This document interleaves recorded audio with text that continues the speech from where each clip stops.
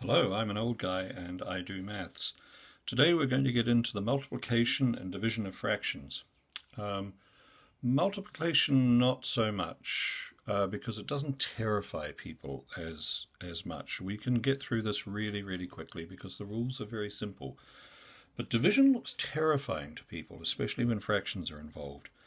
Now, one proviso with this video. This is basic stuff. We're not going to deal with algebraic fractions. We're not going to deal with mixed, well, not horribly mixed up things. We're not going to deal with tremendously awkward improper fractions. I think there's maybe one improper fraction in one of the examples that I've got here. So this is really just the very basics. So, what are the rules for the multiplication of fractions? Well, unbelievably straightforward. I'm just going to do this, and then for those of you who didn't catch what I did, I'll explain it. So, the answer to this is that.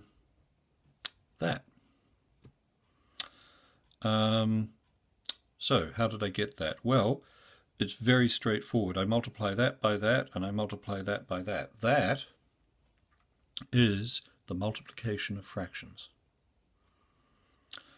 Again, the one proviso is that we're dealing with simple material. Your fractions need to be in this form, so we can't have mixed numerals, that sort of thing.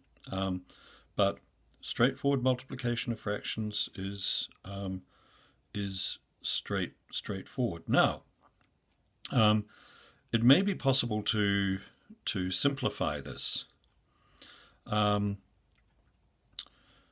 don't know, but I do know one thing. I don't know, but just by staring at it. But I do know one thing. If we look at this again, what I can do is I can cancel some numbers. So 3 and 12 have common factors, 3. So 3 goes into 3 once and into 12 4 times. And so what I get is I get 1 times 5 over 28. And what doing this has allowed me to do is to avoid something like this where I'm not entirely sure if I could simplify that. As it turns out, I can, because apparently 3/28 are 84, but I didn't know that. So just having a second look at what I did here was I looked at this and I realized that there were some common factors here and I could use those to my advantage. So before I did any multiplication, I took out the common factors. So 3 goes into 3 once and into 12 4 times. So my newly minted problem looked like this. Which is a considerably easier proposition. And avoids my having to try and simplify this thing. There we are. Okay. So that's multiplication and division of fractions. Well, it's not. Although it is. And I'm sorry to talk in such weird terms, but the simple fact is that we don't divide fractions because it's awkward. We do something else, and this is what we do. We take our first fraction. We don't do anything to it. We change the sign, and we flip this fraction.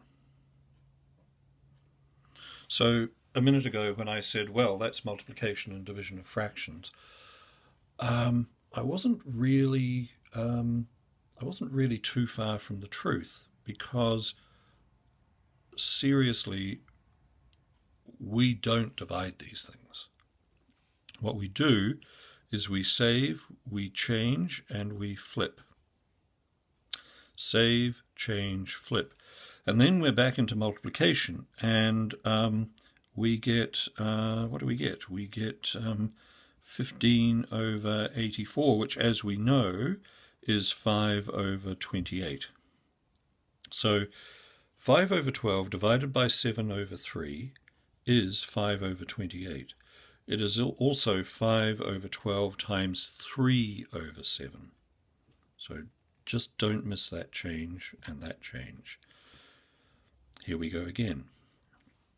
5 over 12, 3 over 7. Now, this looks very familiar. You'll be sick of the sight of these numbers, but I've done this so that I can do this again.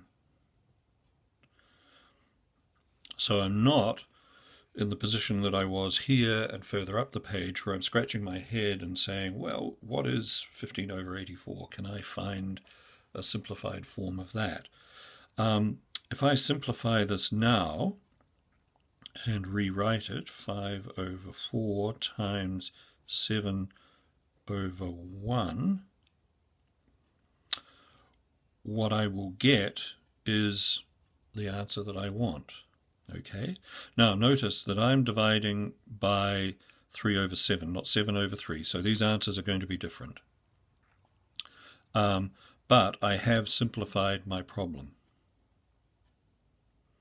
What I can't do readily is just do that on the bottom of the equation. It's got to be the bottom and the top, and if the factors don't match, they don't match. So don't be tempted to do that. You're always looking for a way in which you can cancel something on top and something on the bottom. And it might be up the top here and down the bottom here. It might be down the bottom here and up the top here, or it might be like this. But you don't run through the denominators or the numerators on their own, madly cancelling. You don't do that. Okay, so what does this come to? Well, 7 5s are 35 and 4 1s are 4. Now, we have what's called an improper fraction here, and there's a separate video on these. If you are asked what is 5 over 12 divided by 3 over 7, the answer in truth is 35 over 4, but there is a way in which this can be tidied up.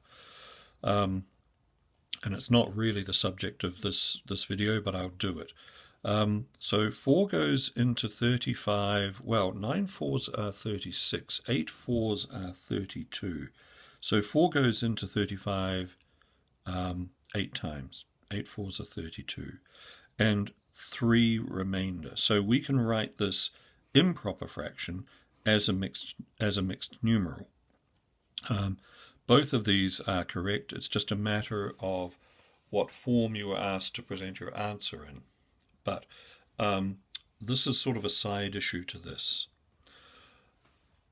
How do you multiply fractions? You just multiply straight across and simplify if you can. Sometimes you can cancel, but then you also just multiply straight across. How do you divide fractions? You save this, you change this, you flip this, and then you've got a multiplication. Don't get hung up on this. That's a perfectly sound answer. And if you want to investigate further how I got from here to here, there is a video on mixed numerals, which is what this is, and improper fractions, which is what this is. Thanks very much for watching. See you later.